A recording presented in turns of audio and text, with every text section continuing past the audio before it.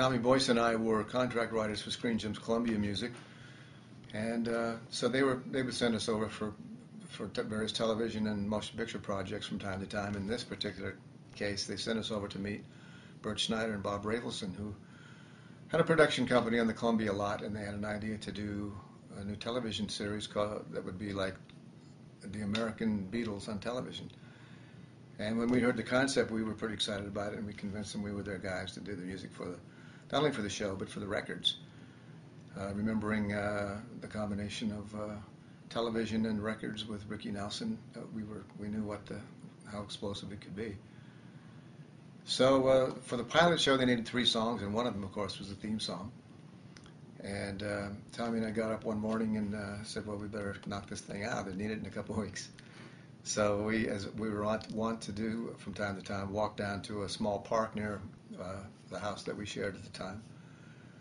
And Tommy had his guitar, and we were just walking along and snapping our fingers to our walking beat. And by the time we got there, we had most of it written. It was just Tommy snapped his fingers, and I added the opener and the closed hi-hat.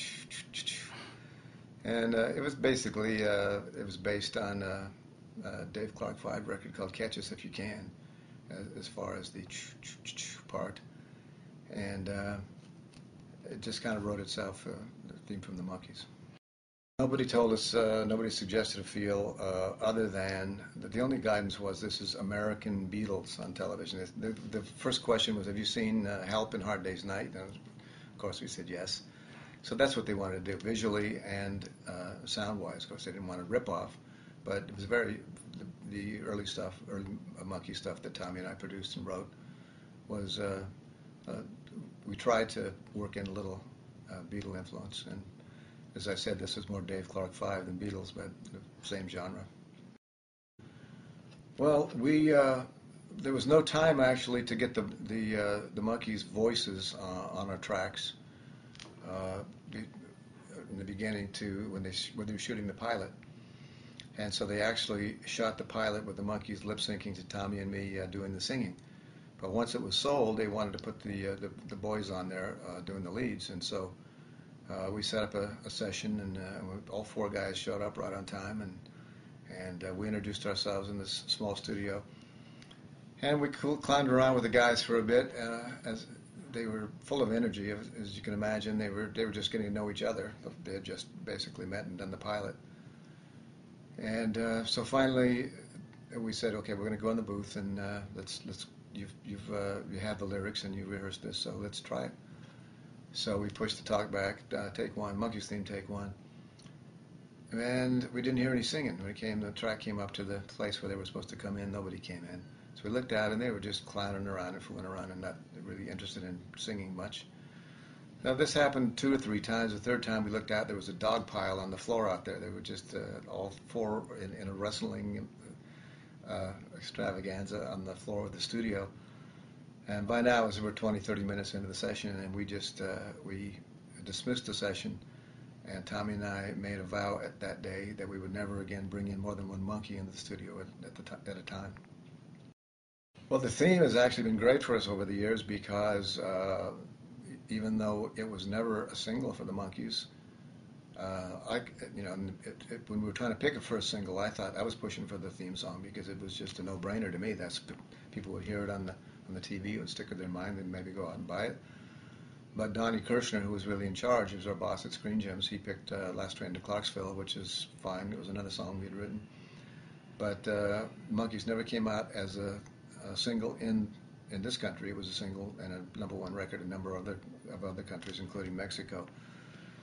But over the years, it's been one of the most resilient of all the Monkee songs that we wrote, and we did, 30-some of them, I guess. Because of it gets used in motion pictures a lot to denote time frame and period, and it gets used. It's been in a lot of commercials, including Pizza Hut and some beers and some all kinds of commercials.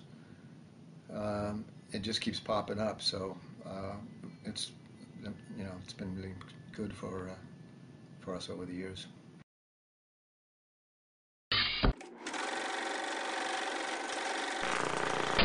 I think Tommy and Bobby, from they both have different perspectives of how they wrote and created their songs. So, you know, Tommy always had a way of embellishing and would act them all out. So they wrote a lot of their songs kind of on the go, like going to the beach, walking down the street. And I think it was them walking down the street, and they were kind of getting into this rhythm. And Hey, Hey, We're the Monkees came out, but that's also how the monkey walk came about to be. I think the funniest story is actually, again, another when Tommy and I were dating story. He was crossing the border, and of course they asked, what's the most expensive thing you're bringing into the country? And he goes, oh, Cinderella and Prince Charming cups. And they thought he was being a real smart ass, and brought him in. Well, one of the